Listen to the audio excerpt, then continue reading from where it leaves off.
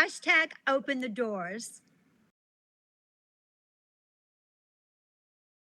Hello, my name is Susie Singer Carter. I am here in Los Angeles, California. I'm a filmmaker. I'm an elder advocate. My mom had Alzheimer's for 16 years, and I unwittingly became a caregiver out of, I didn't know I was going to didn't know what a caregiver was. In fact, I thought it was a caretaker. That's what I heard, but that is not the term. Because my mom had it for so long, I really watched this community of caregivers grow and get bigger and bigger exponentially. And because when I first started out, I really didn't know what I was doing. I had children and was going through a divorce, and my poor mom, who was like the most amazing woman, I love her, my best favorite person, and was, having a really rough time. I made a film called My Mom and the Girl, a short film that was really a day in the life of my mom when she lived with me for the year. I called it the best and worst year of my life,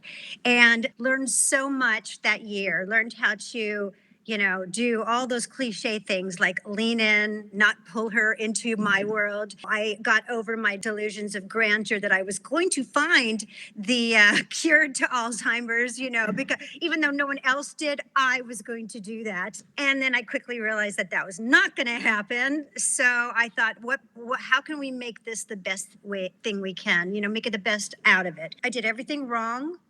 And by doing everything wrong, I learned how to do it right. So I did a very sweet film based on, we had a caregiver that was actually my daughter's nanny who was very close with my mom and just naturally a caregiver, knew how to deal with my mom who was a pistol. And so she moved in with us. So it was all girls. It was Team Norma. And she would come home and regale me with so many amazing stories because my mom was not shy. And this one story she told me was just so incredibly beautiful that everyone said, you need to do a film about it. And I was like, the last thing anybody needs is another film about Alzheimer's. And then, of course, I make it. And we end up getting Oscar qualified. It was Valerie Harper's last film. She played the best friend Rhoda in Mary Tyler Moore's show and had her own show, Rhoda, and was like America's sweetheart. Everyone loved her. And she had been diagnosed with cancer 8 years before and just bucked the odds, just such a force like my mom, decided she loved the script, wanted to do it, didn't want to do anything else, and gave me the performance of a lifetime. And I directed it, wrote it. And we went to Cannes, we won awards in Cannes, we won awards all over. But more than anything, it really opened my eyes to, even though I've done a lot of other projects, film, studio films and TV, but this really was the litmus test on how stories can really open doors. Like right now, and I'm in the middle of finishing a documentary called No Country for Old People. I forget how uplifting My Mom and the Girl is. I've been living in such a dark place with the No Country for Old People because we really do need change. And there's kind of nothing happy about it other than the hope that we will have a movement that will finally make a change. It's an expose based on my mom and the last 6 months of her life, which was just horrendous. And I had no idea how broken our system was. My mission is to allow dignity and quality of life for everybody for as long as they want to live. If they don't want to live, that's good too. Everyone should have their choice. But someone like my mom, who even if she was in a wheelchair and was starting to progress, she still enjoyed life. And our system is set up for profit over people and not people over profit. She didn't stand a chance, even with me there every day, because I still didn't really know what was going on until, looking in hindsight. Of course, my instinct was saying, this is wrong. I'm being gaslit. Something's wrong. And I could not save her. I interviewed a lot of nurses and CNAs for the documentary, and there's a lot of, justification. Well, there's no good people. There's no good providers. And there are vocational providers that love it, but they're not paid enough. They're not given benefits. They're not given respect. They're not given the training. They're overworked and underpaid because we have a huge corporate system. It's really designed that way. It's ableism and ageism. I had one of the chaplains when they put my mom in hospice when she shouldn't have been in hospice yet, but they make more money when they're in hospice. See, I didn't know any of this. and they don't have to do anything. Then they kept saying, let's just give her morphine. Why? She's not in pain. That way they don't have to take care of her. But they're making the most money they can. So they send a chaplain in, and the chaplain tells me, you don't have to worry about your mom. She has Alzheimer's. She has holes in her brain. So don't worry about it. She's fine. And I thought, no, you have holes in your brain. I know Alzheimer's because mom and I could communicate. Just like I'm a mom, I have children. I know what it's like to communicate when babies don't have their speech yet. You're still communicating with them. And my mom, being a grown adult, and although she can't articulate as it progresses, she is communicating with me in all other ways. She's laughing, she's crying, she's loving, she's kissing, she's hugging, she's everything. She's there. And if I said to her, how are you feeling, mommy? Are you good today? I'm great. I'm alive. And that's all you need to know about someone who is living. We're warehousing people. We're warehousing our loved ones. We really are. We just are. They're put in as little as they can of manpower.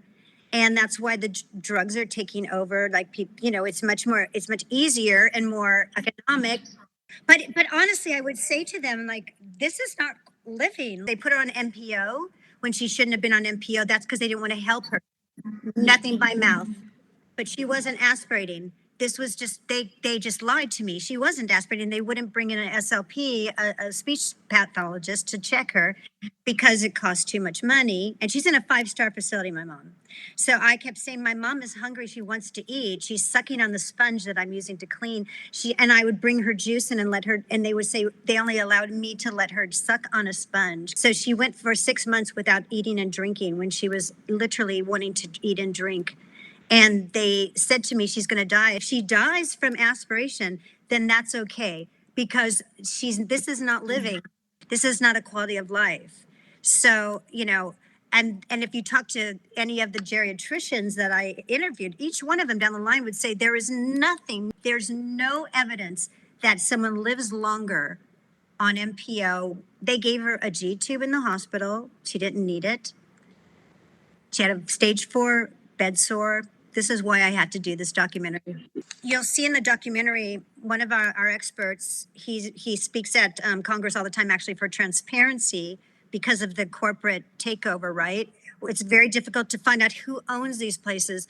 But his law firm is called bedsore.law in Dallas, Texas. In the documentary, he tells you, like, CMS, which is our Centers for Medicare and Medicaid, in their regulations, bed sores are a never event. That means they should never happen, because when one starts, if it gets past a stage 1, you're neglected and tortured to where the doctor told me, your mom's going to succumb from this wound, because I kept asking for a wound specialist. And they said, let's just give her morphine. She's going to succumb. And I said, yeah, anybody would succumb if we don't take care of it. What are you doing? You're torturing her. This is torture. I mean, have you ever had a rug burn? How much that hurts? I didn't even know what a bed sore was until I was told that she had one. And when I first took the look at it, I wanted to faint, and I had to be so strong for my mom. We have a very strong nursing home lobby that stops all policy, all regulation, all enforcement of regulation. It's like the mafia. Biden, put out a regulation this year for minimum staffing, which, by the way, was lower than what minimum staffing should be. The lobby's already out fighting against it, and they will win because they are making contributions left and right to all our politicians. They have seats in our legislation, and we're doomed. So what we need to have this movement. It's the only way we can do it is to, like, we are the currency as a public, to say, we know what you're up to. We have to shame our politicians, because that's the only time they're going to go, okay, we better do the right thing, because our constituents will not vote for us. A very new person in my life, which is Rick Montcastle, who is the federal prosecutor who prosecuted the Purdue Pharma for OxyContin. Well, this was Hulu's series based on him. And Peter Sarsgaard played him. It's called Dope Sick. If you haven't seen it, it's phenomenal. It was a 9-episode series, and Michael Keaton played the doctor who gets addicted to OxyContin. So it really opens your eyes to the whole thing. But he prosecuted them. He was a U.S. attorney federal prosecutor. I had him on my podcast, which is Love Conquers Alls, ALZ. In the last episode, his partner came in and said, I've got our next case, and it was against a laboratory. And he goes, it's another pharmaceutical. It's against this lab called Abbott Labs, who off-marketed Depakote to nursing homes. I was like, what? That's what happened to my mom. That's how she ended up in a chair and incontinent. Well, it's rampant here in America. They actually make cute names for it called sprinkles, because they make it, put it into the food and sprinkle it without them knowing it. They make you think, because I knew on the outside watching it, and like Rick Moncastle called me because he lives in South Carolina. He was like, have you seen the commercial? He retired from the government, which was in 2022 when my mom died, and he was on my podcast. He was already on like all the news shows. Everyone wanted to talk to him because who is this Rick Moncastle? And so I'd had him on my show, and I was telling him I was going through this horrible thing with my mom at the nursing home, and he said, first one to tell me your mom is not the only one. This is a systemic crisis that you're up against. He said, I prosecuted nursing homes across the country for fraud and neglect for 20 years. And it doesn't matter how many I won, nothing changed. He said, what am I going to do with my 15 minutes of fame? I'm going to work with you, Susie, because I believe in you. We're partnered with the National Consumer Voice, and we went to their conference in October and showed it there. And he and I spoke there, and there wasn't a dry eye in the house. I mean, and these are people that know the system. And it was like 200 people just going, thank you for telling the truth. They're ready to hear the truth. Some people, but other people have it's very difficult. Like I'm very sensitive, and there are people that they don't want to hear it. They don't want to know about it. I mean, I pick in my documentary, there's a book that I read from at the end of the documentary. It's a long documentary. It's going to be 2 parts. It's 3 hours. And it's called Tender Loving Greed. And I read these passages from it that sound exactly like different things that I spoke about in the documentary. And then I say, this book was written in 1974.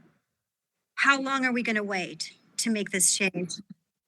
Whenever I go to visit my mother was a singer. All of us sing, but particularly that's how we all communicated. So, all of the people there, as soon as I would show up, whether my daughters were there or my best friend, Dawn, who's my partner, writing partner, producing partner, they'd go, Susie's here, music, come on. And everybody would come around. It was my greatest joy. My podcast won Best Podcast in 2020. That was when I launched it.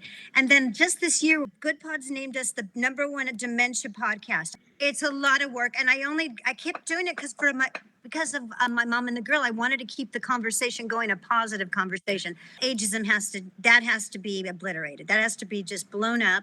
And we need to shift that collective conscience. I interviewed a woman called Ashton Applewhite. She is anti-ageism. She did a TED Talk that's unbelievable. And she says ageism is it's a stereotype against yourself, because we are all aging. And so if we other older people, we're othering ourselves. What am I looking for to open the door here is a movement, a public, collective understanding of what's really going on, to open people's eyes, because they don't really know how our system works. And I believe that hopefully if, my film gets the massive distribution that I want it to get, that everyone will know it, and everybody should be so angry. And open the door literally, right? And metaphorically. It's such a great, it's perfect. It's the perfect tagline. If I can shift everybody to a different way of looking at things, to say, that there are gifts in every stage of life. What I learned from my mom and her journey, this last journey, was priceless. The people that don't lean in and look away, and you miss it. And it is the part of life that is so tender and precious. And I know that for a fact. You have no idea how afraid I was to lose my mom.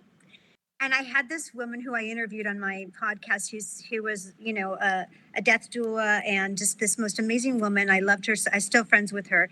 And she said, you're going to be great because you love her so much. I'm telling you, it's going to be one of the most memorable times of your life.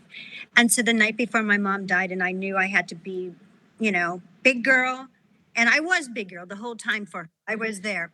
I knew when she was dying because I knew when she was ready and when she wasn't. And I told her, I said, Mom, you've been amazing. You're so brave and so strong. And I'm so proud of you. And you did it on your own terms. And you taught me how to live. And now you're teaching me how to die. And I just got over my fear. And when she passed, I just laid down next to her and just snuggled up on her and gave her all the lovin's that I couldn't do when she was delicate. And I was like, just so proud of her. It's honor. It's an honorable thing. It's a gift. It's people don't understand. All right, you guys, have a great rest of your day. Bye bye.